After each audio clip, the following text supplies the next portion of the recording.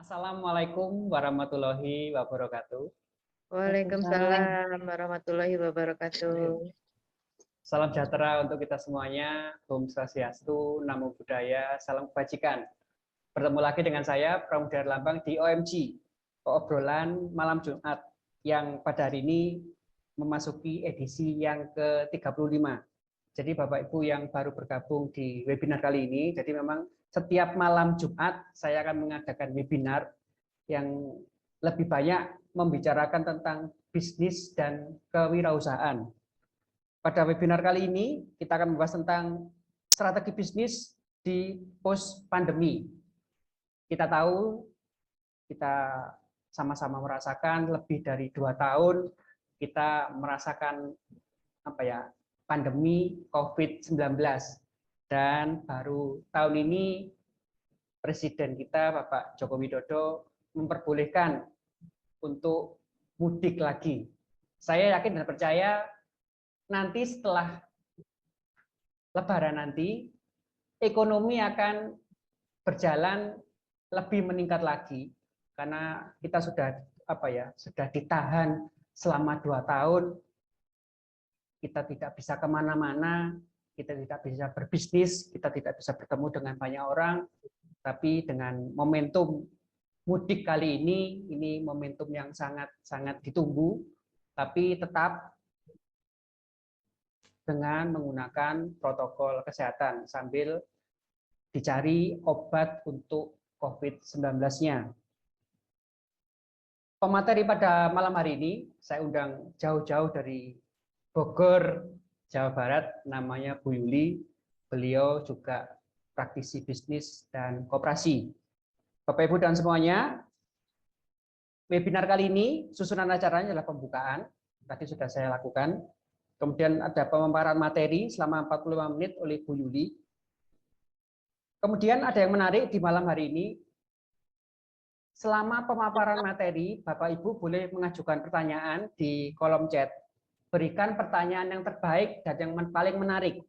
Nanti akan saya undi mendapatkan saldo GoPay atau OVO sebesar 50.000 untuk 2 orang. Jadi saya undi siapa-siapa yang pertanyaannya paling menarik, paling bagus, nanti saya akan undi mendapatkan saldo GoPay atau OVO sebesar 50.000 rupiah untuk 2 orang. Kemudian dilanjutkan dengan Q&A atau tanya jawab. Kami akan menjawab semua pertanyaan yang tadi diajukan oleh Bapak Ibu semuanya. Kemudian Zoom UMKM Expo. Jadi sesi ini Bapak Ibu boleh mempromosikan atau memasarkan bisnis Bapak Ibu, langsung berbicara di depan kamera maksimal 3 menit, mohon tidak berupa tayangan video atau brosur. Ini ada unsur edukasinya Bu Yuli dan Bapak Ibu semuanya agar kita semua berani berbicara di depan kamera. Kemudian sesi selanjutnya adalah sesi foto bersama. Kemudian closing statement, dan terakhir adalah penutup. Dan terima kasih untuk para sponsor pada malam hari ini, yaitu kitabesi.com, kemudian Beehive Laundry, kemudian ada bakmi paling enak di Jawa Tengah, yaitu bakmi milenial. Nah, ini beliau sudah membuka cabang di Purworejo, Magelang, Temanggung, dan Jogja. Jadi Bapak Ibu yang mau menjalin kemitraan, ini dicari kemitraan untuk wilayah Jogja dan Semarang. Ya, tanpa berpanjang kata lagi, kayak tadi saya kebanyakan ngomong ya. Ya, kita langsung aja kita sambut pemateri yang sangat luar biasa, Bu Yuli. Silakan, Baik, Bu. Pak Pram. Baik, Assalamualaikum warahmatullahi wabarakatuh. Selamat malam, Waalaikumsalam. salam sejahtera untuk kita semua. Pertama, saya mau cek sound dulu. Suara saya cukup ya, sebesar ini ya? Ya, Baik, jelas. baik, baik. Ya. Iya, kedengaran. Tadi diperkenalkan nama saya Yuli. Di beberapa tempat ada yang mengenal saya dengan Yoli, dengan O. Ada juga yang mengenal saya dengan Julai, nggak pakai H ya, karena kalau ada H-nya jadi Julai H gitu ya. Jadi saya Julai, ada juga yang bilang saya Yo. Nah, jadi monggo apa saja yang bikin nyaman Bapak dan Ibu. Mau panggil saya Jeng Julai juga boleh. Ya, di beberapa tempat kadang seperti itu ya, saking saya agak-agak aktif. Ya, malam hari ini terima kasih sebelumnya saya ucapkan kepada Bapak Prams Manajemen yang sudah mengundang saya. Perkenalan kita sengaja nggak sengaja, ternyata langsung ditembak. Ini dan itu, itu tapi keep kita aja. Tapi saya bersyukur bahwa saya bisa masuk ke komunitas ini. Terima kasih. Dan segala sesuatunya pasti ada campur tangan yang kuasa. Sehingga malam hari ini meskipun beberapa Bapak Ibu ada yang sedang menjalankan ibadah, jadi terganggu ya. Jadi mohon maaf sebelumnya, mungkin saking kepo dengan acara ini juga, jadi lebih baik acara ini dulu atau bagaimana, monggo lah. Baik, malam hari ini temanya ada bisnisnya untuk mami saja. Tapi karena itu kurang lebih saya udah di booking tuh 1,5 bulan yang lalu. Tentukan judul katanya. Pada saat itu cukup tinggi ya kalau saya bilang pandemi setelah Omikron ya. Jadi situasinya dan kondisi untuk bisnis ya, terutama itu masih kurang baik. Tetapi saya berpikir kalau 28 April ini menjelang Lebaran dan tembakan saya benar bahwa Pak Jokowi mengiyakan untuk pulang kampung. Ya, jadi ya kita ganti judulnya menjadi post pandemi. Tapi bukan berarti sok kepedean nih saya nih. Oh, habis ini endemi gitu setelah pandemi, enggak juga. Baik, judulnya seperti itu Bapak Ibu, dan jangan lupa kalau ini nama acaranya adalah obrolan malam Jumat, siapkan segelas kopinya. Iya. Oh, saya udah siap nih. Yang masih bisa bikin kopi dulu. Saya ulur waktu 1-2 menit sehingga kita nanti bisa ngopi bareng. Ya, saya lihat juga ada yang hadir dari petani kopi Arabica Gayo Bener Meriah Aceh. Wow. Oke, strategi bisnis tadi sudah saya bahas bahwa itu adalah cara sebenarnya untuk rencana-rencana kita agar tujuan bisnis kita tuh tercapai. Sementara bisnis itu sendiri, kalau ini saya benar-benar mengutip dari teorinya ya, Bapak dan Ibu, kegiatan yang bertujuan untuk mendapatkan keuntungan atau laba yang dimulai dari memproduksinya dari bahan mentah menjadi bisa jadi adalah barang yang sudah setengah jadi ataukah sudah barang jadi, dan juga untuk ke jasanya dan sebagainya. Dilanjutkan dengan penjualan, pembelian barang maupun jasa, dan post pandemi juga tadi sudah disinggung bahwa agaknya pandemi ini akan segera berakhir. Sudah terlihat dari Ibu Menteri juga memberikan pajak naik ya. Jadi semoga itu bukan membuat kita down sebagai pelaku usaha, tetapi itu adalah trik yang kita patut syukuri bahwa ternyata dengan kenaikan itu, semoga itu akan membuat masyarakat kepo. Kepo terus harganya berapa, lalu layanannya tetap sama atau semakin baik. Nah, kalau layanan dari pengusaha atau pelaku usahanya semakin baik, mau harga berapapun pasti akan dicari oleh customer-nya. Baik. Sementara itu di post pandemi, sebelumnya pun sudah ada era digitalisasi. Karena proses kita sudah mulai modern ya Bapak dan Ibu.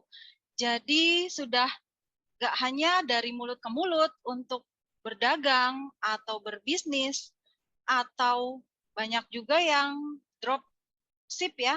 Jadi reseller itu juga banyak. Jadi dan bagaimana memasarkannya pun itu sudah masuk di dunia maya. Dan juga ada platform yang digital yang e-commerce itu banyak sekali. Saya nggak boleh sebut merek di sini. Jadi banyak sekali. Oh iya, saya lupa. Bentar. Kita ada tadi Pak, sponsornya apa Pak? Saya lupa tuh jadinya Pak. Tadi ada kitabisa.com. Iya betul. Ada Beehive Laundry, ada Bakmi Milenial. Ya, kita bisa. Ya, nah jadi akses yang sangat mudah. Jangankan untuk platform e-komersial seperti itu ya. Dengan WA saja kita sudah bisa memasarkan produk. Dengan WA saja kita sudah bisa mencari customer baru. Nah, dari banyak hal ini, ayo semangat lagi Bapak Ibu. Ciayo lagi, ganbate lagi. Ayo semangatnya ditambah bahwa oke, usahanya mungkin ada yang mengalami turun, ada yang mengalami karena saya tinggal di Bogor ya, orang Bogor mah gitu ya, bilangnya mah nungsep gitu, bahasa Bogorna gitu, bahasa Malangnya saya nggak hafal, Pak Pramaja. Baik.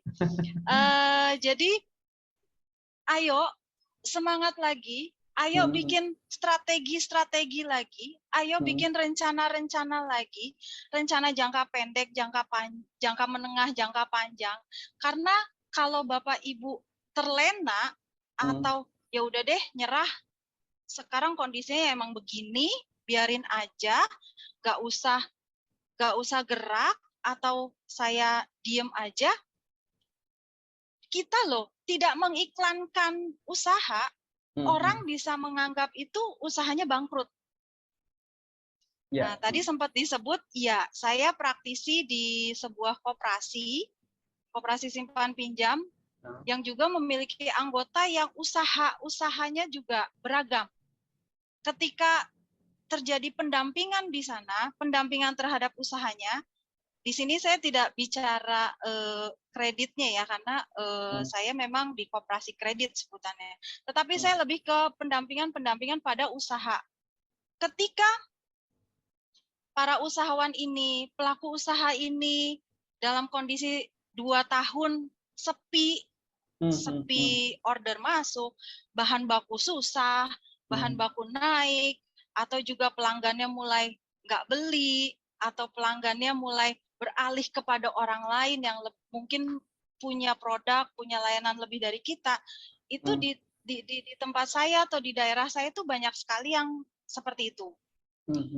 Dan kami mengingatkan bahwa jangan berhenti untuk mengiklankan diri lewat apapun. Dan hati-hati juga dengan jejak digitalnya Bapak dan Ibu, meskipun usianya sudah ada yang di atas saya ya, mohon maaf ya. Jejak digital jangan di Facebook misalnya atau di Instagram. Kalau Instagram jarang sih, tapi kalau Facebook, aduh dagangan saya sepi nih. Nah, jangan seperti itu. Karena bisnis itu mau yang bisnis pertanian, maksudnya tanam menanam sehingga menjadi bahan baku yang saya lihat di TikTok itu ya, ada seorang petani perempuan dan dia beralih dari penyanyi jadi petani. Itu bisnis pertanian dimulai, dia mulai mengiklankan diri di platform goyang-goyang tadi, ya saya nggak boleh sebut namanya sih ya. Nah, lalu akhirnya dia mungkin dia juga akhirnya memproduksi bahan mentah juga sih sebenarnya. Produksi tanda kutip ya, karena dia menanam. Jadi dia menanam kentang dan lainnya ya. Baik. Nah, banyak sekali perjalanan bisnis Bapak Ibu yang kita menangkapnya adalah jenis-jenis bisnis itu sendiri ya. Kondisi-kondisi negatif pun pasti banyak yang muncul pada saat pandemi ini tanpa saya harus menjelaskan satu persatu. Baik. Untuk contoh nih, contoh untuk di misalnya yang transportasi, Gojek atau ya kesebut deh, yang Nggak seperti apa-apa. itu ya. Jadi beberapa itu mengatakan sepi orderan. Nah, itu dialami, tetapi kalau kitanya nggak berusaha tanda kutip ya, gitu. Atau saya pernah naik ojol itu saya tunggu lama sekali, ada 10 menit sampai 15 menit. Saya tanya, ini di mapnya deket loh, kenapa lama? Maaf Bu, tadi saya ibadah, sholat dulu. Oh saya support, nggak apa-apa Pak, saya nggak akan kasih bintang 1. Bu, soalnya kalau saya nggak ambil ibu ini, saya langsung di kick. Nah, gitu. Jadi tetaplah berusaha, tetaplah bahasa saya adalah mengiklankan diri sendiri. Iklankan usahanya, sehingga orang akan berpikir ketika pandemi dia masih bertahan, dia masih survive gitu. Jadi semangat untuk tetap bangkit itu harus tetap ada di dalam diri Bapak Ibu pelaku usaha. Ya. Lalu untuk yang positif-positifnya dari keadaan pandemi ini, sebenarnya kita positifnya tadi semakin kreatif untuk menciptakan mulai bahkan packagingnya juga. Jadi oke, sebelum ke packaging biasanya adalah pengolahan bahannya itu bisa jadi ganti produk. Karena harga minyak tinggi, aduh susah juga sih kalau itu ya. Biasa jualan gorengan, terus gimana Mbak nggak goreng? Ya, ya ada beberapa libur sih, beberapa lebih baik saya off daripada saya nanti kenapa-napa. Nah, jadi juga ada yang packagingnya itu di sini sampai seorang pelaku usaha itu sampai masuk ke tempat percetakan digital itu, sampai duduk belajar sama mas-mas yang bagian ngedesain. Mas, saya pengennya gini. Nah, jadi mereka meningkatkan kreativitasnya dengan menambah nilai plus pada produknya. Seharusnya sih seperti itu ya, tapi balik lagi kalau kitanya juga nggak semangat, kitanya juga angkat tangan, semua berpulang pada diri kita. Nah, banyak juga sisi akibat dari pandemi ini adalah menambah layanan delivery, bahkan masuk grup online. Join ke pengusaha sejenis atau lintas. Seperti Pak Pram ini kan di bidang laundry ya Pak ya? Ya, jadi ya, laundry dan kos-kosan. Nah, bicara tentang kos-kosan, di tempat saya itu lebih kepada sebutannya kontrakan 3 petak, Pak. Kontrakan 3 petak. Dan itu bahkan ada ya, satu tempat itu isinya mungkin 100, Pak. 100 pintu. Ada.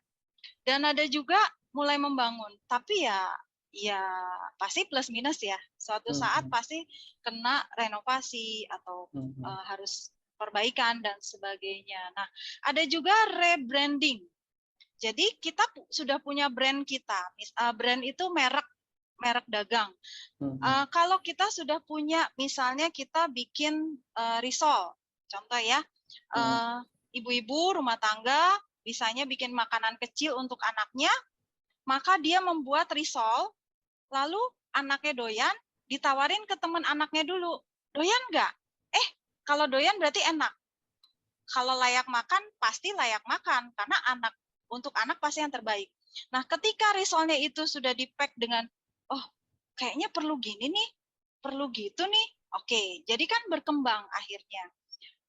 Atau isian risol dan sebagainya itu rebranding juga bisa berubah. Misalnya brandingnya tadinya hanya tulisan misalnya. Brandingnya tulisan nama misalnya. Lalu untuk meningkatkan, untuk bikin orang senang, itu antara karikatur wajah ibu-ibu atau mungkin fotonya dibuat dibuat karikatur atau dia copas dari internet, banyak tuh ya gambar-gambar yang lucu gitu. Lalu bawahnya dikasih nomor telepon. Nah, di tempat saya juga ada yang mengusahakan atau membuat itu asinan Bogor. Nah, asinan Bogor itu kan juga khasnya di sini ya. Kalau dipikir-pikir, dia tingkat basinya juga tinggi. Otomatis dengan kondisi pandemi, nungsepnya berasa atau turunnya itu juga kekhawatirannya tinggi. Nah, apa yang dia lakukan? Akhirnya dia buat tadi di plastik dengan rapi, dengan komposisi yang baik, lalu dikasih brand, dikasih nomor telepon. Jadi ketika si penikmatnya tadi merasakan kurang enak, pasti dia akan komplain. Ketika komplain, itulah lahan buat pelaku usaha bahwa yuk kita dengerin nih, ini customer kita ngomongnya apa. Kalau enak, alhamdulillah kita lakukan cara yang sama dan kita tingkatkan. Kalau tidak, misalnya pas saya beli ternyata enak, saya komen, terima kasih ya Bu, susah loh cari model barang basah seperti ini dan sebagainya, dan itu dititipkan di toko-toko besar. Baik. Ya, mengembangkan banyak ide-ide lain. Iya, baik Pak. Mengembangkan banyak ide-ide lain, dan juga kalau yang sudah berani masuk ke platform e-komersial tuh lumayan ya, tetapi resikonya juga pasti ada sih gitu ya. Atau yang langsung face to face. Jadi sekarang ini kan musimnya mau hari raya ini biasanya orang butuh parcel. Ya. Nah, saya punya temen nih, itu dia karena suaminya kerja di perusahaan yang cukup baik, akhirnya sang istri kan anak sudah besar, ngapain gitu. Dia masih pengen usaha, akhirnya dia buat parcel kecil, dia foto aja. Awalnya itu, sekian tahun yang lalu seperti itu. Dia foto, dia jadiin DP atau status WA. Ternyata teman suaminya karena mungkin ya kenal, kok pengen. Akhirnya teman suaminya pesan, suaminya yang bawain ke kantor. Nah, mulai satu-satu pesanan berdatangan dan sebagainya. Jadi ada banyak hal, juga ada yang masih berjualan face to face. Pokoknya saya nggak marem, kalau orang Jawa Tengah ya. Saya asli Salatiga. Kalau nggak ketemu, itu nggak marem. Jadinya saya janjian ya, tapi sedikit obrolan di WA. Pokoknya ketemu ya, ini saya punya barang bagus. Nah, setelah ketemu baru akhirnya kita bisa ngobrol, akhirnya malah bahasanya kalau deal itu kan ada deal, ada closing gitu ya, ada wah terjual gitu ya. Nah, jadi ada banyak cara sih sebenarnya. Intinya seperti itu. Baik. Nah, tergantung kita memanage itu semua. Jangan sampai Bapak Ibu agak-agak terlena, intinya seperti itu ya. Nah, di sini saya membedakan ada usaha yang sudah berjalan dan ada usaha yang baru berjalan. Nah, saya bicara yang sudah berjalan dulu ya. Kalau kita sudah berjalan, otomatis sebelumnya sudah punya modal usaha. Nah, modal usaha itu penting. Apakah semua uang kita nyemplung masuk di modal usaha? Kalau bisa jangan. Kalau bisa jangan. Dibedakan antara uang keluarga dan uang usaha. Dan satu hal jangan lupa juga, kalau kita sebagai pelaku usahanya, kita digaji. Biasanya ini yang terlupa untuk para pelaku usaha. Apalagi masih yang pelaku usahanya tunggal ya. Contoh misalnya saya ada teman sukanya misalnya merajut, bikin tas, lalu dijual.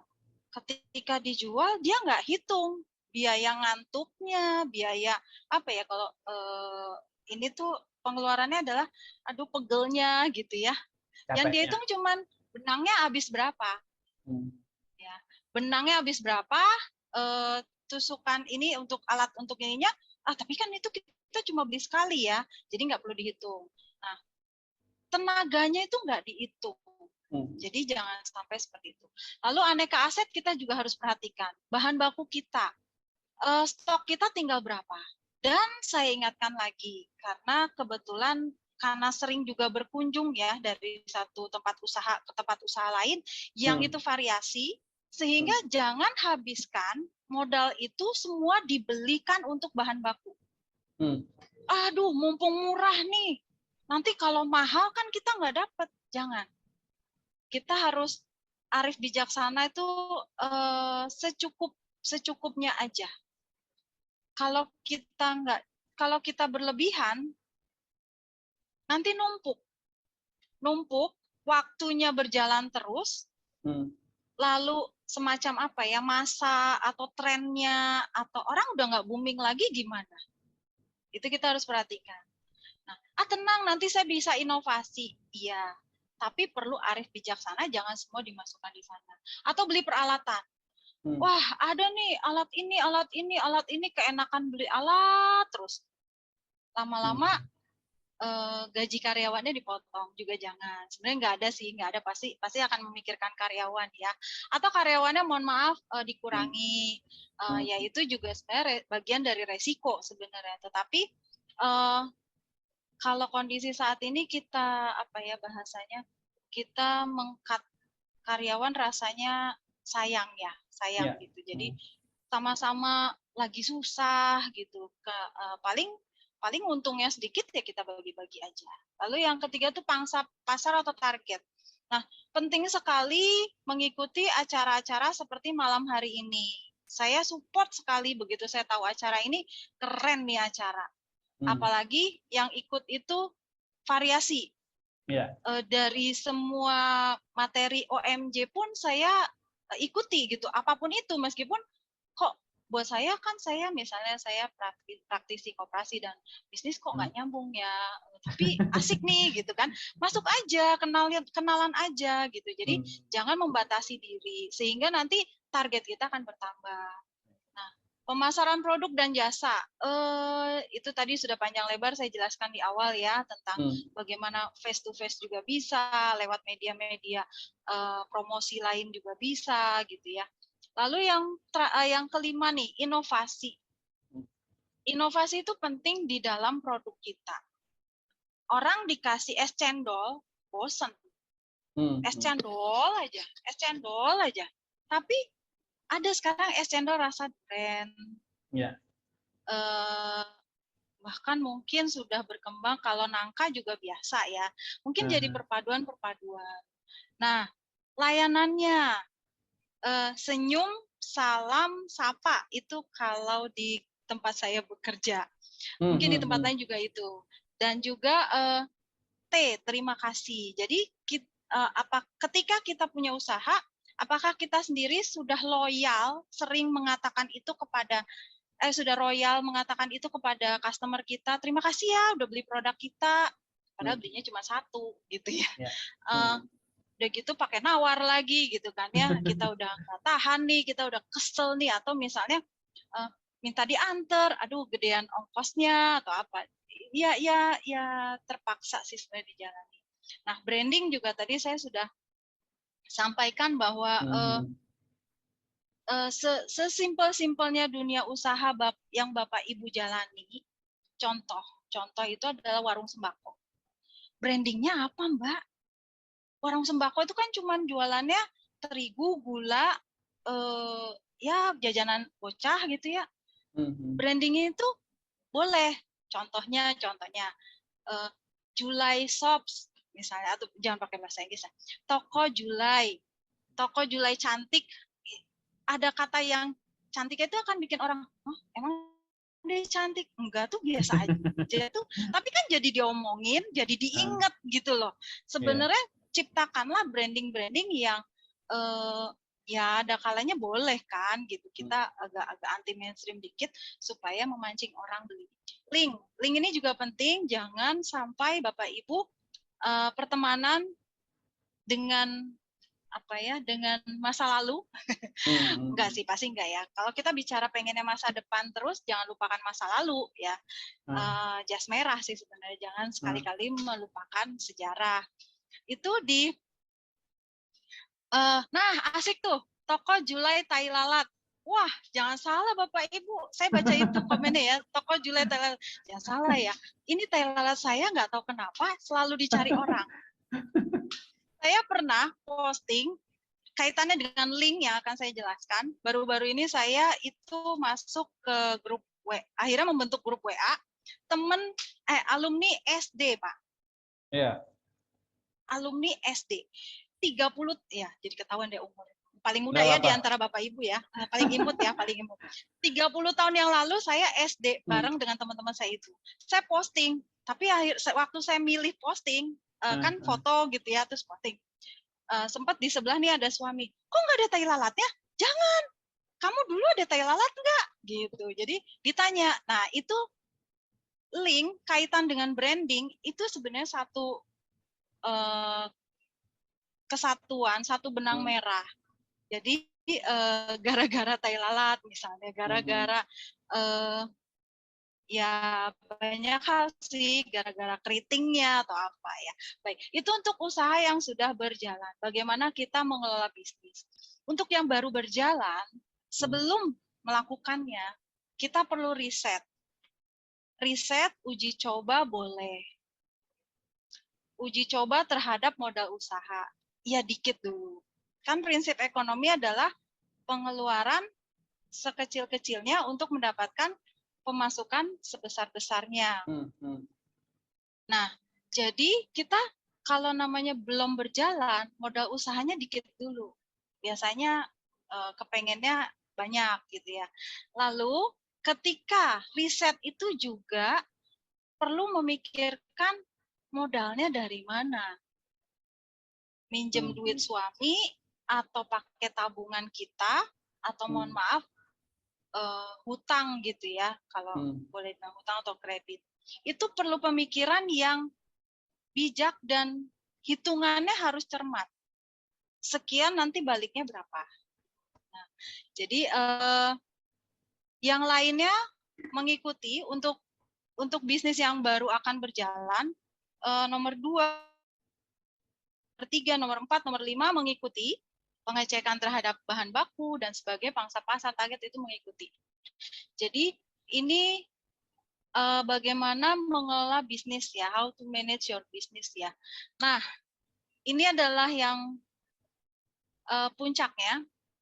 Sebenarnya ini intinya, inti dari materi saya malam hari ini. Saya mau bikin mudah mengingatnya, ritase. Bagaimana tuh strategi bisnis setelah pandemi ala Yoli Julai? Ritase, apa sih itu ritase? Recheck, tambah, semangat. Kadang-kadang hal-hal yang simple bikin kita gampang ingat. Ya, ritase, di-recheck dulu. Nanti kalau udah ditambah, dan semangatnya mana? Ada lagi dong, seperti itu ya. Nih, ritase yang pertama, ini ritase ini punya sampai poinnya banyak ya Bapak Ibu. Kita bahas satu-satu. Kita recheck. Ini kan kita mau siap-siap tinggal landas lagi nih, menuju ke era-era baru. Saya bilang era baru. Era yang lebih ramai, ya. Buktinya apa? Masker aja di tempat saya udah mulai orang nggak pakai. Jadi nggak usah jualan masker. Ya mohon maaf, mungkin ini udah terpaksa terjadi ya, karena memang kondisi ya. Oke, kondisi modal itu dicek. Modalnya itu berkurang, bertambah, atau kita kehabisan. Kehabisan itu artinya kita juga harus menyiapkan beberapa dana-dana lainnya sebenarnya. Ya, tadi saya sudah singgung juga sih di awal bahwa kondisi modal dan keuangan keluarga itu baiknya dipisah. Harusnya tambah satu lagi, yaitu ada dana darurat, dana cadangan. Nah, dana cadangan itu yang simpel adalah tiba-tiba tetangga nyunatin anak. Nah, itu juga dana darurat sebenarnya. Tiba-tiba orang tua memanggil untuk pulang ke rumah orang tua karena satu dan lain hal. Nah, ketika kita punya usaha, itu pun harus jadi pemikiran. Ketika kita sudah punya karyawan, itu pun kita harus, nggak harus sih sebenarnya, mungkin karena saya aja ya, karena saya banyak terbiasa lihat dan mungkin tipe saya tuh pemerhati gitu ya. Oh, karyawan ini rumahnya di sini. Oh, orang tuanya sakit. Nah, masa iya kita tinggal diam, kan juga enggak. Apalagi itu misalnya karyawan kita yang sudah kerja sama kita, udah ya bertahun-tahun, dia sudah bisa kita percaya, kan sayang gitu daripada kita nyari lagi karyawan baru yang harus kita apa ya, didik lagi gitu ya. Nah, jadi itulah. Jadi yang kedua, status aset dan hutang. Segera hitung. Mohon maaf ini saya nggak bermaksud mengajari, tapi bahwa mungkin ini hanya masukan saja. Kalau Bapak Ibu melakukannya, jadi Bapak Ibu tahu status keadaan saat ini tuh aset kita tuh, ya kemarin kan butuh, jadi motor dijual misalnya, wah udah berkurang. Akibat motor adalah apa? Kalau mengganggu ke usaha, ya itu perlu dipertimbangkan kita beli lagi. Nah, kalau kita beli motor lagi karena untuk mengirim, melayani kiriman, itu apakah harus beli baru? Nah, itu juga dipikirkan. Kalaupun beli bekas, yang kondisinya seperti apa? Gitu ya. Atau sekaligus, misalnya, yang motor keluarga, yang motor bisnis. Tapi motor keluarga butuhnya NMAX. Kok saya jadi sebut merek lagi ya, maaf ya, lupa saya. Motor-motor yang besar lah. Nanti di skip kan ya Pak ya? Nggak apa-apa, hari ini nggak apa-apa. Oke, jadi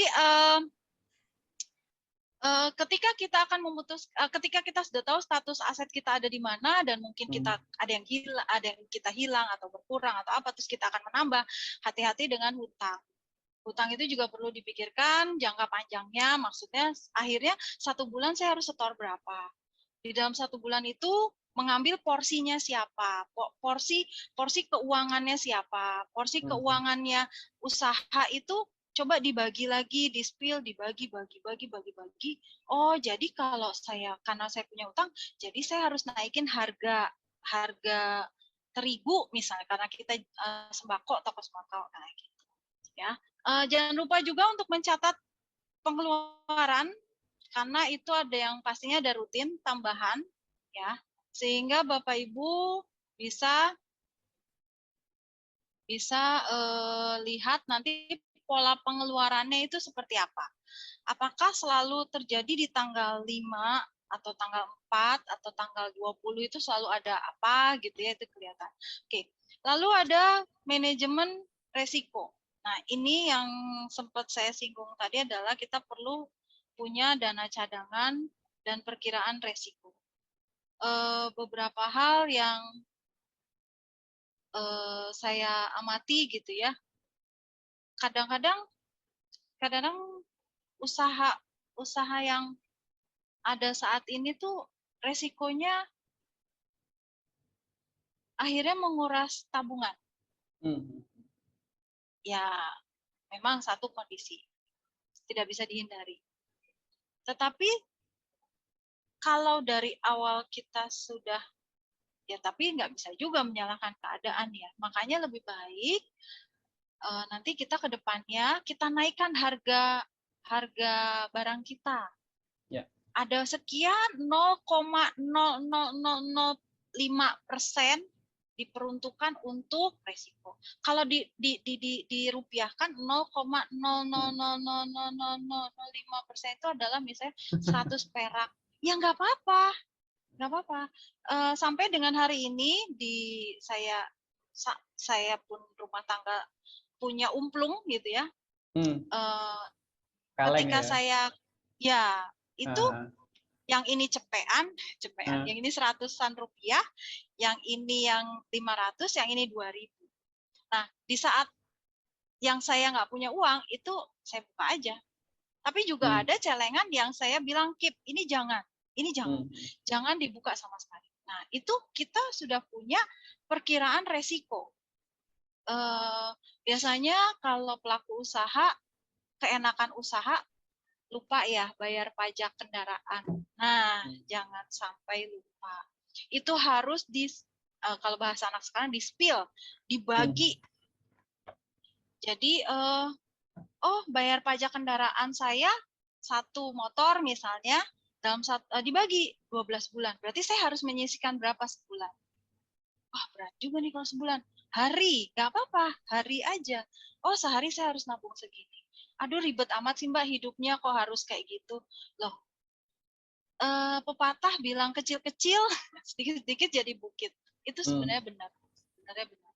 Cuma kitanya yang malas. Atau kitanya malas membagi-bagi. Nah, efeknya ya kita rasakan juga. Makanya tergantung kitanya, kita mau pilih yang mana.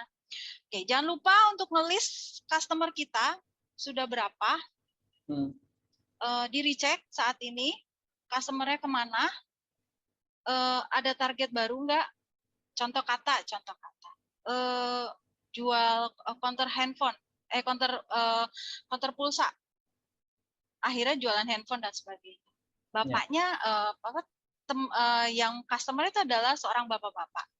Akhirnya kita tanya, Pak, anaknya kayaknya si itu udah kerja ya Pak? Kebetulan kenal nih. Oh iya, anak saya udah kerja, udah sekian umurnya gini-gini. Oh iya, Pak nanti kalau mau ganti handphone ke sini ya. Itu sebenarnya kita sudah menargetkan keluarganya dia jadi customer kita. Dan tren belanjanya kita udah ngelis. Wah, anak sekarang pengennya contoh kata misalnya iPhone. Kita udah search duluan, kita udah riset duluan, udah cari duluan, iPhone harganya gini, yang baru, yang bekas begini. Jadi ketika kita ngajakin, Pak, anaknya si A itu, oh ya kuliah Mbak sekarang, yang satu udah kerja, pegang HP-nya apa Pak sekarang? Sebenarnya mau iPhone. Oh, saya punya Pak produknya dan sebagainya. Oh, iPhone apa Pak? Baru apa bekas nih? Segini. Dengan kita memberikan pengetahuan tentang ini dan itu, biasa orang tua kan agak kolot ya ketika dikasih tahu. Nah, pulang ke rumah dia cerita sama anaknya, tapi bapaknya gini, belinya tetap di situ, belinya tetap di situ, gitu. Jadi otomatis balik ke kita. Nah, tinjau kembali keluhan-keluhan customer sebelumnya. Nah, apakah dengan keluhan sebelumnya problem solving-nya cukup? Cukup nggak sih? Kalau cukup, ya sudah. Tapi lebih baik kita kembangkan lagi problem-problem solving yang lainnya. Atau kita membuat seandainya saya dikomplain tentang ini, saya udah siap jawabannya. Seandainya rasa, kita udah punya rambu-rambunya. Ketika misalnya bikin bubur sumsum gitu ya, ternyata suatu ketika agak encer gitu. Aduh maaf ya, misal habis beli, aduh entahkah disampaikan kembali ke kita keluhannya atau tidak. Tetapi kita sebagai ini kan kita ngerasa, kalau kita sebagai pembuat dan pelaku usaha, kita ngerasa kayak tadi sebenarnya kurang baik deh, tapi udah telanjur kejual dan dia udah beli gitu. Aduh, kita WA, gimana rasanya, atau besoknya kita tanya sebagai bentuk perhatian. Nah, itu bagian dari problem solving-nya. Kita kasih perhatian, terus kita bilang, duh maaf ya, kemarin kayaknya saya salah gini. Nggak apa-apa, ada kalanya pelaku usaha boleh kok menampilkan sisi kelemahan, sisi tidak tahu, tidak bisa. Itu nggak apa-apa. Bukan haram 100%, tetapi harus cara penyampaiannya tepat. Orang yang dipilihnya pun tepat. Karena kalau misalnya kita cara sampaikannya gimana gitu ya, itu beda. Atau kita menyampaikannya, kita sampaikan sama orang yang pemarah. Wah, itu sama orang yang pemaaf. Udah dibuletkan caranya ngomong gimana, kok tetap hasilnya gini. Ya paling senyum. Balik lagi. 3S 1T. Senyum, salam, sapa, dan terima kasih. Nanti juga kalau memang salah satu rezeki kita ya balik lagi. Atau memang dia mencari produk, balik lagi. Tapi ketika dia hilang, cariin dia Bapak Ibu. Cariin, jangan diem. Karena kalau kita diem, itu tadi, orang jadi nggak peduli sama usaha kita. Kalau kita ya udahlah terserah dia, usaha-usaha gue, yang punya usaha gue mau beli syukur nggak ya udah, nggak gitu. Jadi nggak apa-apa, kita kasih perhatian, hei kemana atau apa, atau sekedar di contoh ya di FB kan suka tuh ketika kita scroll ke atas, tinggal like aja, klik gitu ya nggak apa-apa. Nanti dia akan oh ada tanda perhatian nih dari usahawan ini atau bisnismen ini gitu kan. Oh, besok saya ke rumahnya deh gitu. Oh, besok saya nanya deh barangnya.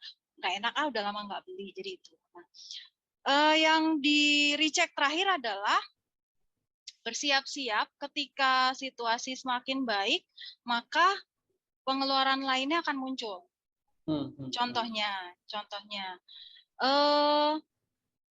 ketika kemarin pandemi harus ada pembatas ya. Kalau usahanya itu berhadapan langsung ya.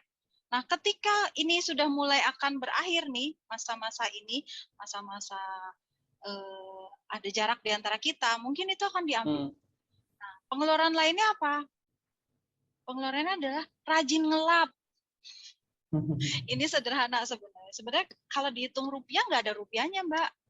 Nggak ada rupiahnya. Julai ya memang tugas kita harus bersih, benar. Tetapi kalau kita nggak cerewet sama karyawan kita, dia nggak akan ngelap. Cerewet itu bagian dari yang namanya pengeluaran fisik. Nah, pengeluaran yang saya maksud di sini bukan hanya secara rupiah. Pengeluaran fisik, pengeluaran tenaga, pengeluaran waktu, pengeluaran perhatian. Siap-siap ya. Habis ini semuanya akan berlomba-lomba mencari pangsa pasar.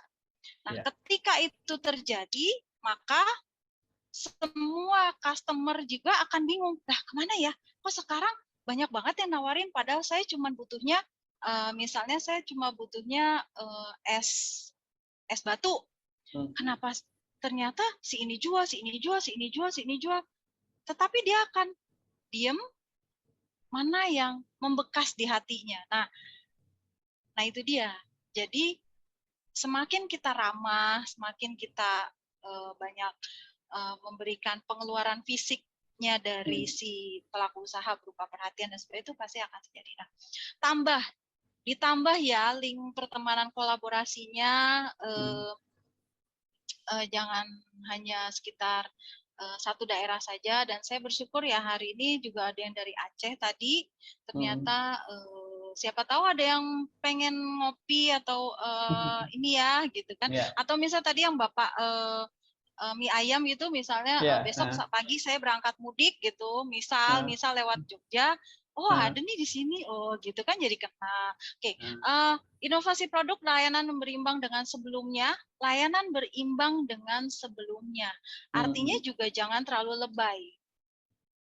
Mungkin pas pandemi kita adem ayem, lalu sekarang heboh, sehari itu kita WA-in, nggak usah. Kalau ibu saya orang Jawa bilang kendor kenceng. Jadi kita kayak pegang layangan, kadang kita kendorkan, kadang kita kencengkan. Jadi jangan terlalu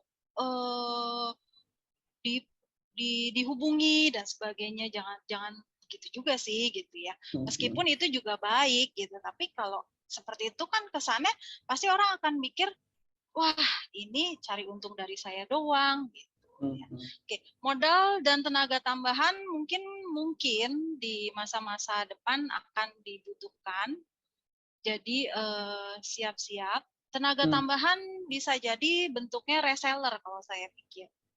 Karena tanpa bantuan teman di sekeliling kita, bisa jadi barang kita stuck di kita. Ya. Contoh misalnya seorang ibu bikin kebab sendiri nih, bikin kebab, dia udah packing rapi, udah bagus. Tapi kalau teman-teman di sekelilingnya bilang nggak ada support, itu kan sebenarnya tenaga tambahan tuh dari teman-teman sekeliling, akhirnya dia bisa bantu jualin. Saya jadi reseller deh. Ternyata mereka temenan anaknya sama-sama temenan di sekolah SD. Si pembuat kebab anaknya sekolah di SD. Si pembeli kebab anaknya sekolah di SD dan satu yang di SMP. Akhirnya dia bawa kebabnya ke komunitas emak-emak di tingkat SMP, anak-anak yang SMP dan sebagainya. Kan bisa sekarang dengan rebahan scroll aja gitu, atau pasang status, orang masuk, orang senang sama kita langsung kita tawari. Dan jangan lupa untuk terus menambahkan pengetahuan produknya, layanannya, pemasarannya. Jangan stuck di situ aja. Mau bertanya sama orang yang sejenis boleh, lintas usaha juga boleh, atau misalnya barter, semacam barter. Jadi dia buka toko frozen. Yang satu bisa bikin barang apa, bikin makanan apa, masukin. Ketika dimasukin, ternyata barangnya ada yang ditolak, kita harus cari tahu kenapa. Atau barangnya itu nggak tahan lama, dan kita harus meningkatkan diri supaya si tokonya juga nggak kena imbas dikomplain sama customer dia. Nah kalau dikomplain, dihentikan tuh pemasokan dari kita juga kan ribet kitanya. Seperti itu. Layanan-layanan juga, kalau misalnya sebelumnya itu yang nganter, contoh saya juga bicara bisnis rumahan, nggak cuma bisnis yang besar-besar. Kalau bisnis besar mungkin sekarang banyak ojol yang akan mengantarkan makanan. Tapi juga beberapa yang rumahan ini anaknya yang suruh nganter. Dek, anterin ini buat Tante Julai. Tante Julai pesan es cendol. Jangan lupa ya, Dek ya. Iya. Anaknya nggak. Contoh ya. Ini nggak terjadi sebenarnya. Ini beberapa, saya juga tadi pagi soalnya share ke grup PKK rumah saya nih. Misalnya ada ibu-ibu yang ikut di sini ya nggak seperti itu sih sebenarnya. Nggak. Contoh, ketika anak itu antar, sebenarnya kita juga harus ngomong ke anak kita. Dek, nanti harus nyampe ke Tante Julai. Jangan taruh di pagar. Ternyata ya bisa ditebak lah. Jadi itu juga kita perlu menambahkan pengetahuan pada orang-orang di sekeliling kita, support system kita, supaya mereka juga bisa support kegiatan kita dengan baik. Pemasarannya juga harus lebih panjang, lebih banyak. Jangan berhenti di satu titik aja. Semangat perlu ditambah. Semangat yang patah mengeringkan tulang, tapi hati yang gembira itu pasti akan membentuk lain juga. Hati yang sedih, pikiran yang kalut, buat kita aja deh. Kalau kita sudah berhadapan dengan customer, berhadapan dengan orang, senyum dan bermuka gembira, itu ya yang setahu saya tuh lagu itu membekas sekali, membekas sekali di hati saya bahwa setiap saat saya harus senyum dan bermuka gembira buat orang, apapun keadaan saya, orang lain nggak perlu tahu. Susahnya saya nggak perlu orang lain tahu. Biarkan dia menikmati layanan yang bisa saya berikan. Layanan apa? Waktu, layanan jasa, layanan produk jadi, atau misalnya sekedar perhatian, seperti itu ya. Dari semua yang saya sampaikan, ini intinya sederhana, ritase aja, recheck, tambah, dan semangat. Di dalam tambah saya langsung ke semangat. Kenapa? Begitu kita bersemangat, kita akan bisa keluar ide baru. Ting, oh iya begini, oh iya begini, oh bikin begini gitu ya. Ini opa-opa kita, opa zaman dulu aja udah memikirkannya bahwa seorang pemenang adalah pemimpi yang tidak pernah menyerah. Kata opa Nelson Mandela ya. Maka saya pun jadi berpikir, beranilah bermimpi dan kejarlah mimpimu itu. Ya susah-susah gampang pasti, tapi kalau kita balik lagi, kan kita udah punya mimpi. Ayo kejar, ayo usahakan.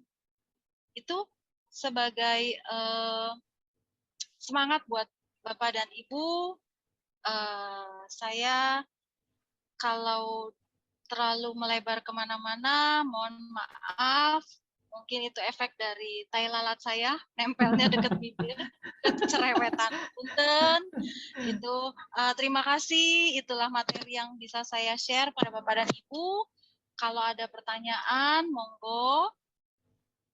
Oh, Ya. Pak, itu lucu tuh. Itu di chat ada, kalau tidur aja jarang gimana mau mimpi? Berarti bolehlah. Sekali-kali ya, manjakan diri. Manjakan diri gak usah ke spa yang mahal. Panggil tukang pijet, ya. Badan kita rileks, kita bisa tidur, kita bisa besoknya fresh lagi. Itu dia. Itu Pak Oke, yang bisa saya ya. sampaikan, kurang dan lebih saya kembalikan. Terima kasih. Iya, wow, ini mantap sekali materi hari ini. Oke, Bapak Ibu, kita menuju ke sesi Q&A atau tanya jawab. Jadi kita akan menjawab pertanyaan Bapak Ibu yang tadi ditulis di kolom chat. Nanti pertanyaan yang paling baik akan saya undi untuk mendapatkan saldo OPPO atau GoPay senilai 50.000 untuk 2 orang. Ini pertanyaan pertama dari saya nih Bu. Ya, tadi di materi dijelaskan kita sebagai pengusaha itu harus selalu bergabung di dalam komunitas apapun bisnis kita. Itu keuntungannya apa Bu kalau kita bergabung ke komunitas pengusaha atau usaha yang sejenis? Silakan Bu. Ya. Keuntungan yang pertama adalah kita bisa belajar menerima hal baru. Kalau satu jenis, ini mau saya jawabnya dipisah ya Pak ya, satu jenis dan beda jenis ya. Oke, silakan. Satu jenis, kalau satu jenis kita bisa dapat hal baru dari orang-orang yang ada sekitar. Keluh kesahnya dia mungkin kalau dia mau berbagi, atau kita bisa intip, wah ternyata dia modal segitu bisa menghasilkan segini. Saya kok begini ya? Akhirnya kita recheck dengan diri kita sendiri. Recheck apa yang salah, apa yang kurang, apa yang kelebihan. Nah, yang berikutnya kalau untuk kayak link pertemanan itu udah biasa ya, tapi buat saya adalah ketika kita join ke satu komunitas yang sama ataupun yang berbeda, itu kita sebenarnya menundukkan ego kita. Karena di depan kita nanti ada customer. Daripada kita dikomplain sama customer, lebih baik kita menundukkan ego kita belajar dulu sama orang lain yang customer kita nggak tahu. Kan nggak perlu tahu customer kita kalau kita belajar ke teman yang sama atau ke komunitas yang berbeda. Nah, dari situ kita bisa, oh, saya perlu pengembangan ini. Nah, hasil akhir akan dirasakan oleh customer kita. Itu yang pertama. Untuk yang berbeda, kita bisa mempersiapkan mimpi yang lain. Kalau saya lihatnya adalah seperti itu. Jadi ketika contoh saya bergaul dengan seorang pengusaha es, dari tadi saya sebutnya es cendol melulu ya, saya bilang misalnya es teler gitu ya, kemudian supaya nggak bosan es cendol. Jadi ketika ada mungkin saya misalnya bikin kebab sendiri, tapi saya bergaul sama es. Nah, saya bisa bermimpi adalah dikolaborasiin gimana. Contoh, kita punya customer, dia beli kebab, kita tawarin juga tuh esnya dengan catatan kan kita jadi reseller, ya kan? Nah, tapi memang nggak mudah, nggak semua orang mudah untuk membagi dirinya menjadi multi, bisa mengerjakan dua hal bersamaan. Ada orang yang aku bahasa Jawa ya Pak ya, aku isone ngene yo ngene tok. Jadi hanya bisanya bikin kebab, jualan kebab, selesai. Tapi aku nggak mau ngurusin es mah nanti ribet. Padahal cuma reseller gitu. Nah, itu bagian dari menundukkan ego kita supaya kita bisa belajar. Akhirnya kita dapat link dan customer kita puas. Tapi juga jangan takut. Customer kita lebih pilih es daripada kebab. Jangan takut. Kita bisa sekali-kali variasi hidup. Masa pesan es, kebabnya juga dong, kan gitu. Atau kita bisa menggunakan situasi itu untuk mencari tahu, loh, kok nggak beli kebab, kok belinya es melulu, kebabnya nggak enak ya. Kita bisa mancing, akhirnya keluhannya muncul. Tanpa yang kita sebelumnya kan kita nggak tahu kalau ternyata kebab kita bla bla bla buat dia gitu kan ya. Rasa bawang putihnya di itunya kebanyakan lah atau apa, atau sausnya takutnya mungkin udah mulai asamnya nggak enak. Nah, jadi kita sudah bisa prediksi bahwa wah ini boleh nih. Dia keluarin isi hatinya, dia keluarin isi unek-uneknya tentang kebab. Padahal yang kita majuin tadi es gitu. Jadi itu sih benefit yang menurut kacamata saya ya. Mungkin kalau menurut kacamata yang umum kan banyak ya Pak ya. Oke. Apakah menjawab Pak? Ya. Kita lanjutkan di pertanyaan berikutnya nih Bu dari Pak Gunawan Cahyadi. Iya Pak. Kita bisa baca bersama-sama ya. Jadi kita sebagai pengusaha tuh kalau maunya terlalu ramah dengan customer nanti dikiranya kepo. Padahal customernya kaum milenial. Ini kalau menurut Bu Yuli bagaimana? Oke. Ramah dengan kepo itu Betty, Pak. Beda tipis. Jujur aja itu Betty. Nah, yang perlu kita tingkatkan adalah rasa percaya diri kita. Karena apapun hasil akhirnya, orang lain, customer akan tetap menilai dengan caranya. Misal, customer akan menilai kita ramah, berarti di kepala dia akan selalu ramah. Nah, ada juga customer akan menilai kita dengan kepo. Dia nggak akan bisa pindah ke ramah, karena dia udah terlanjur memberikan cap ke kita, Jula ini kepo, gitu kan.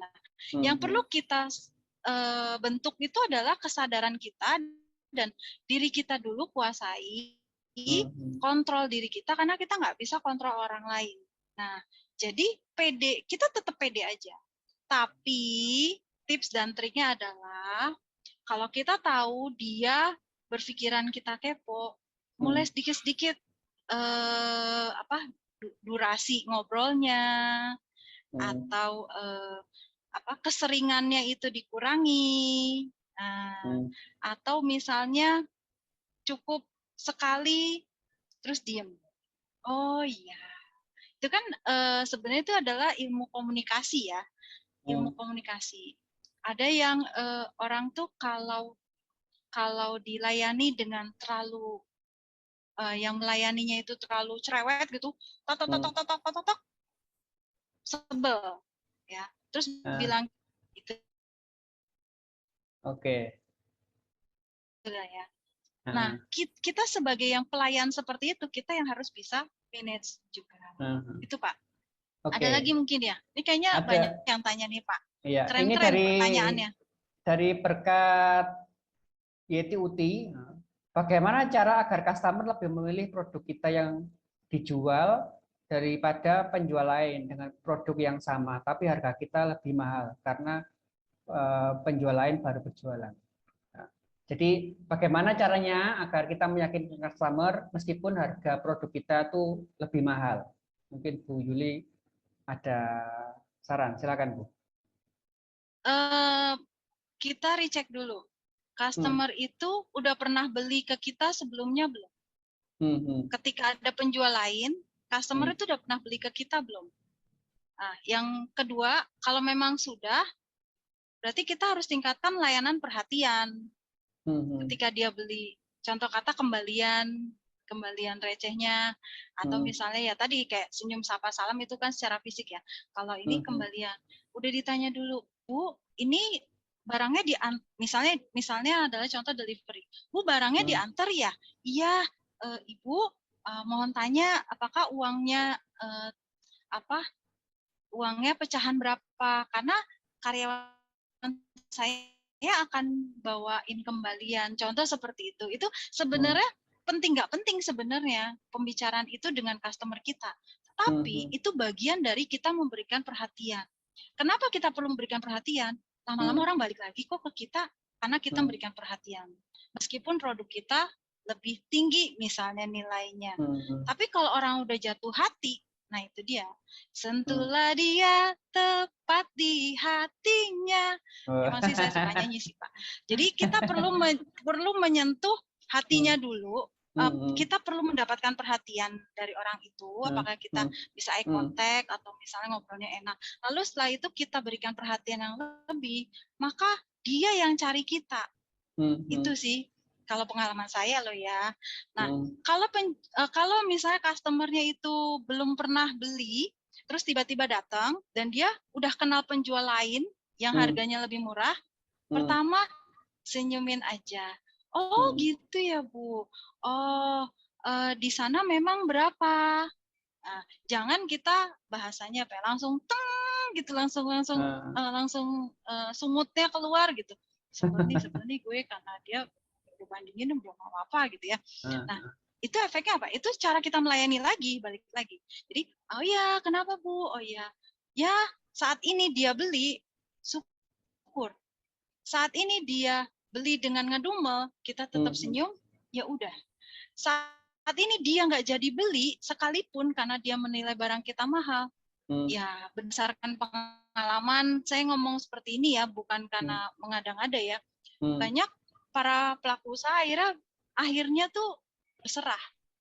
Ya kalau emang rezeki balik lagi. Yang penting saya sudah berusaha. Betul. Itu. Sip. Tapi di sisi lain kalau memang kita deket, ya kita reach lagi, gapai lagi orang itu. Misalnya, ya seperti itulah intinya. Oke. Ya. Terjawab. Ini dari Pak Gunawan Cahyadi ini ada pertanyaan lagi. Bagaimana komposisi untuk pengaturan modal dalam keuangan dalam berbisnis itu memakai modal sendiri, modal keluarga atau kongsian? Kalau menurut Bu Yuli bagaimana tuh? Komposisi modalnya. Apakah dengan modal sebelum saya ke baik. Baik, pertanyaan Pak Gunawan nanti ini bisa juga melebar. Saya bantu lebarkan dulu. Kongsian keluarga dengan keluarga ataupun dengan yang lain, kita harus berpikir bahwa kita harus ada pengembalian pasti. Ya. Bahasa lainnya mungkin ada bagi hasilnya. Nah, itu harus dihitung juga. Itu harus dihitung. Jadi meskipun kita sendiri yang keluar uang, kita tadi bahasa lainnya tuh kita digaji atau enggak? Karena biasanya enggak pernah digaji. Kesannya jadi untungnya gede gitu, untungnya gede banget, tapi kita enggak digaji. Bapak Ibu mau cuman 5 perak enggak apa-apa, digaji aja diri kita. Nah sekarang saya ke proporsionalnya ya. Dalam pengaturan modal komposisinya, pengaturan modal dan keuangan dalam bisnis sendiri. Oke. Nah, kalau yang dengan orang lain, kalau orang lain bagusnya minimal kita 60, dia 40. Saya pakai kelipatannya 10 ya Pak. Kalau dengan orang lain, kita 60, dia 40. Kalau keluarga, jangan pernah, maaf nih, saya hanya tips dan trik loh ya. Jangan pernah 50%. Nanti sama-sama kalau bahasa saya brekele ya. Brekele itu sama-sama kekeh yang ini pengen ini. Jangan pernah 50-50, jangan pernah. Terus kalau misalnya diri sendiri cek dulu sumber modal kita diri sendiri. Betul. Tapi asalnya apa? Tabungan dari masa lalu kita yang sudah kita tabung, atau karena sekarang kita juga sembari kerja, misalnya berarti masih ada pendapatan yang masuk, itu bisa dijadikan modal dan sebagainya, itu dihitung dulu. Kalau tabungan masa lalu, harusnya itu tetap dibagi-bagi dulu. Dibagi-bagi apa? Dibagi-bagi. Waktu kita nabung, kita punya mimpi. Jujur ya mungkin bahasa kasarnya terlalu naif kalau tabungan kita 100% untuk usaha. Jangan terlalu gambling di sana. Baiknya itu kalau untuk yang diri sendiri, sebenarnya nggak ada kata baku, tapi resikonya siap diterima atau enggak, itu aja. Ya. Contoh, 20-80. Hmm. Diri sendiri sih, tapi 80 dari tabungan. Berarti kan siap-siap dengan resiko 80 balik atau enggak. Gitu. Atau baliknya lama atau cepat. Seperti itu. Wah, Ya. mantap. Baik. Ada lagi, Pak? Saya ingatkan lagi Bapak Ibu semuanya yang membutuhkan e-sertifikat, mohon mengisi absensi, linknya sudah saya cantumkan di kolom chat. Ini pertanyaan terakhir ini Bu Yuli dari Baik. Bapak atau Ibu Setio Rahayu, bagaimana cara menyikapi terhadap customer yang cerewet dan banyak nanya, tapi membelinya produknya hanya 1 atau 2 saja. Dan apakah kita perlu memberikan reward atau gift kepada customer jika ada komplain? Silakan, Bu. Berarti ini 2 pertanyaan ya, Pak? Ya. Satu Langsung. orang 2 pertanyaan ya? Ya. Oke. Yang pertama, bagaimana cara menyikapi terhadap customer yang cerewet dan banyak nanya? Pertama adalah senyum. Senyum dulu. Tapi kita dengarkan kata kuncinya dia itu apa? Kan orang cerewet dari A sampai Z. Balik lagi. Tapi sebenarnya muternya itu di apa? Kata kuncinya yang kita bisa tangkap itu apa? Kalau sudah kita dapat kata kuncinya, senyum, ya memang sedikit putar otak ya untuk jawabnya. Nah, kalau sudah dijawab, tapi juga dengan sedikit, kalau boleh sih, dan kalau berani ya, janji. Gitu. Oh ya, oh kita bisa kok. Kita pasti bagus kok. Contoh kata yang laundryan misalnya Pak ya, Papa maaf ya kalau ini. Oh punya kita juga wangi kok, hasilnya lipatannya begini gitu padahal itu ya. Jadi kita masukkan juga janji yang bisa memang kita bisa berikan, bukan janji palsu. Memang kita qualified gitu. Memang hasil kita, hasil produk kita atau hasil jasa kita atau hasil usaha kita tuh memang bagus. Jadi itu kita kasih.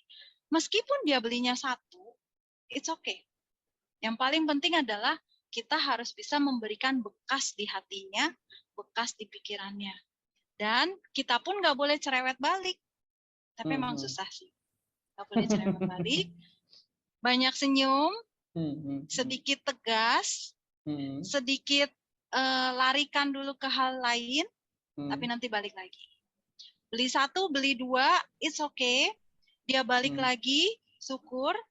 Dia nggak balik lagi, kita harus move on. Satu lagi prinsip hidup saya adalah show must go on, apapun yang terjadi. Jadi, wah cuma dapat segini, ya udah cuek aja, ya dijalani aja. Toh juga suatu ketika pasti akan lebih baik daripada hari ini. Nah, pertanyaan yang kedua ya Pak ya. Gimana Bu jadinya Bu, kalau makan hati? Ya Bu? Pak? Kalau makan hati Pak. gimana jadinya? Oh iya Pak. Pak, kalau saya tuh lebih doyan paha loh Pak ya. Kenapa Bapak makannya hati ya Pak ya? Nggak ada pilihan lain nih Pak. Oke. Satu hal sih sebenarnya. Ketika kita berbisnis, kurangi kebaperan. Betul. Jujur aja, kurangi kebaperan. Lebih pakai logika, lebih pakai kalau saya bicara pakai profesionalitas. Aduh Mbak, usaha saya tuh cuma ecek-ecek, cuma receh.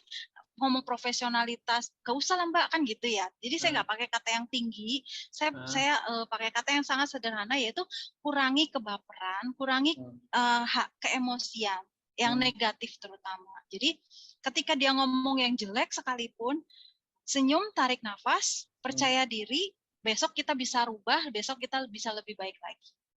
1, 2 kali kita banyak begitu, segera recheck dengan usahanya, segera recheck ini salahku di mana, atau karyawanku yang nggak benar melayani, atau kemarin cabenya kebanyakan, misalnya kalau untuk yang makanan dan sebagainya, itu segera recheck. Jadi kita ada pembenahan setiap waktu. Oke, saya lanjut pertanyaan 2 ya. Apakah perlu kita memberikan reward atau gift kepada customer jika ada yang komplain? Nah, sebenarnya sebelum dia komplain, itu kalau bisa di random. Di random itu, contoh, ada customer mungkin yang sering datang. Nah, Karena dia sering datang, mau dia nggak komplain, mau dia komplain, itu kita random ngasih apakah bingkisan apa. Ini satu ya, saya kasih tips. Bapak Ibu tahu kalau anak-anak sekarang wisuda suka dapat buffet yang isinya itu. Oke. Nah, Bapak Ibu coba deh di tempat usahanya Bapak Ibu, nanti disesuaikan tentunya ya. Bikin buffet yang kecil. Buffet kecil. Contoh makanan kecil. Kalau diterima oleh orang itu, Mbak, saya kan udah tua, ngapain ngasih begini nih makanan bocah? Oh, titip buat anak ibu. Nah, kan artinya kita memberikan perhatian. Nah, ketika kita sudah membiasakan diri untuk memberikan itu tadi, hal-hal kecil dari perhatian, dari bentuk nyatanya gift-gift kecil, maka ketika dia komplain, kalau memang kita punya benda yang lebih besar lagi, silakan. Nah, kalau saat itu memang tidak ada, atau misalnya kitanya juga udah panas gitu ya, kan ada ya yang kayak gitu. Kitanya juga udah panas, dikasih tahu, wah udah gini, ya juga sih obrolannya dia atau keluhannya dia tuh sebenarnya benar juga tuh. Tapi gue nggak terima nih, jadi pelaku usaha saya nggak terima digitukan. Kalau seperti itu, yaitu memang butuh sebutannya jam terbang ya. Jam terbang itu adalah bagaimana kita mengatasi dari satu masalah ke masalah lain. Sudah berapa puluh kali mengalami masalah yang sama, problem solving yang kita berikan itu sudah modelnya sama kah? Atau kita inovasi dengan problem solving tadi? Balik lagi juga ada baper dikurangin, terus juga dengan tarik nafas pun itu kadang-kadang membantu. Itu jujur ya, ketika kita menghadapi komplain ya customer ya seperti itu. Itu Pak. Oke, ya. Ini tadi ada Saya pernyataan. izin minum ya Pak ya. Iya, silakan. Ini dari Pak Adam Iskandar tadi sudah untuk presentasinya ini untuk bagi hasilnya tadi sudah dijelaskan sama Bu Yuli. Ya. Oke, karena pertanyaan sudah habis, jadi nanti Pak Gunawan Cahyadi kalau ada pertanyaan bisa ditanyakan lagi di grup. Jadi Bu Yuli masih ada di grup. Oke, kita akan menuju ke sesi Zoom UMKM Expo.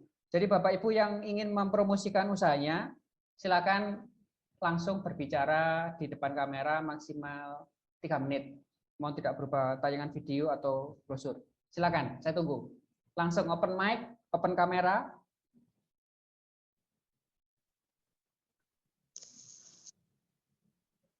Bu Setio Rahayu, silakan. Waduh, langsung. Enggak apa-apa, Bu, silakan. Bisnisnya apa? Siapa tahu. Ya, selamat malam buat semuanya. Salam sehat semuanya. Ya. Sebenarnya sih kalau bisnis yang sekarang udah ada berjalan sih sebenarnya bukan bisnis saya, tapi bisnis orang tua saya itu ada kontrakan. Dan tapi saya sedang mencoba belajar ke depannya, saya sedang mau untuk bisnis free chicken. Kebetulan saya join partner dengan keluarga yang ada di Jogja. Mungkin kalau Pak Pram pernah dengar itu Rocket Chicken. Oh iya. Di Jogja sedang rame. Nah, ini kebetulan saya diajak sama keluarga itu untuk cabang yang ketiga. Karena kebetulan kami sudah buka cabang ke-1 dan ke-2, dan itu semua memang diusahakan dari keluarga. Jadi kalau kami yang untuk yang ketiga ini mudah-mudahan sekitar nanti Mei dan Juni mudah-mudahan sudah bisa launching gitu ya. Mohon doa dan dukungan ya buat semuanya. Mungkin kalau ada yang berpengalaman boleh sharing-sharing. Karena kan mungkin namanya ilmu kita dari siapa saja ya Pak ya.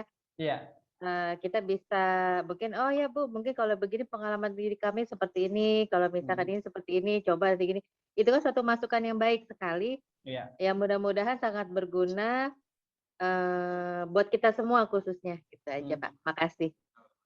Nomor telepon yang Bu Setio Rahayu mungkin bisa di-share, mungkin ada yang mau kerjasama, ada yang mau kolaborasi, mungkin bisa di-share. Nomornya yang terdaftar langsung Pak di WA itu sih nomor Bisa saya. ditulis di kolom chat Bu. Oh boleh, nanti saya Ya. tulis. Oke, Ya. makasih. Ya, jadi Bapak Ibu yang mau berkolaborasi, bekerja sama dengan Ibu Setio Rahayu, nanti nomor teleponnya nanti di-share di kolom chat. Silakan Bapak Ibu yang mau bertanya, yang mau mempromosikan bisnisnya, silakan. Saya begini Bu Yuli, kemarin beberapa webinar yang lalu saya bisa mempertemukan antara petani kopi dari Malang Selatan dengan pembeli dari BUMN desa dari Lampung, Bu. Jadi memang webinar ini mempertemukan antara penjual dan pembeli. Jadi syukur, alhamdulillah, puji Tuhan bisa memperdayakan para petani kopi kita. Iya. Ada yang mau mempromosikan bisnisnya? Silakan. Oke, Bapak Ibu, closing statement. Bu Yuli, silakan. Baik, Pak. Closing statement adalah apapun yang terjadi, terjadilah. Karena di balik semua itu ada hikmah, ada kuasanya Tuhan, terlebih ada rencananya Tuhan, mau naik, mau turun, mau susah, mau senang, mau nungsep, mau menanjak, mau menghilang, itu bagian dari dinamika hidup kita masing-masing. Jalani saja, dan tetap bergaul atau tetap ada di dalam komunitasnya. Itu yang paling penting, Pak, buat saya. Dan ya, itu inti dari semuanya pada malam hari ini. Oke, sip. Pak Pram. Ya, tadi yang dari Bu Setio tadi sudah menuliskan nomor teleponnya, mungkin bisa dicatat Bapak Ibu semua di 081 5741 49186. Jadi Bapak Ibu yang ingin bekerja sama tentang fried chicken bisa menghubungi Ibu Setio Rahayu di 081 5741 49189. Dan kita tibalah saatnya untuk pengumuman pemenang. Nah, ini. Mohon silakan berdoa menurut keyakinan dan agama masing-masing. Dan pemenangnya adalah silakan deg-degan. 1 ibu, 1 bapak. Ya. Pemenang kedua, ya. Pemenang kedua, juara kedua yang berhak mendapatkan saldo OVO atau GoPay. Selamat kepada Ibu Berkat Yeti Uti. Nah. Kemudian pemenang yang pertama, seorang cowok, bapak-bapak, selamat kepada Bapak Gunawan Cahyadi. Ya, selamat kepada Pak Gunawan Cahyadi dan Ibu Berkat Yeti Uti. Mohon dituliskan nama dan nomor teleponnya ke WA saya. Tolong dicatat di 081. Sebentar, Pak.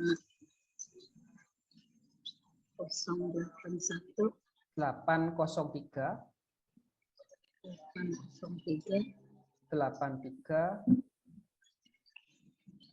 7878. Saya tulis di kolom chat. Jadi japri ke saya, tuliskan nama dan nomor HP yang akan mau diisi OVO atau GoPay-nya. Japri ke saya di 081 ya 803 83 7878. Dan jangan lupa Bapak Ibu yang menginginkan e-sertifikat mohon ditulis absensinya, mohon diisi absensinya. Demikian Bapak Ibu webinar kali ini. Mohon maaf kalau ada salah-salah kata. Terima kasih banyak Bu Yuli atas sharingnya hari ini, Sama-sama, sangat Pak. luar biasa. Kita ketemu lagi di 2 minggu yang akan datang. Jadi minggu depan webinarnya sementara saya liburkan karena suasananya masih lebaran. Kita akan kembali di minggu kedua bulan Mei. Demikian Bapak Ibu webinar kali ini. Sampai jumpa di webinar yang akan datang. Terima kasih. Wassalamualaikum warahmatullahi wabarakatuh. Terima kasih. Terima kasih Mas Pram dan Bu Terima kasih, ya. Yuli dan Ibu.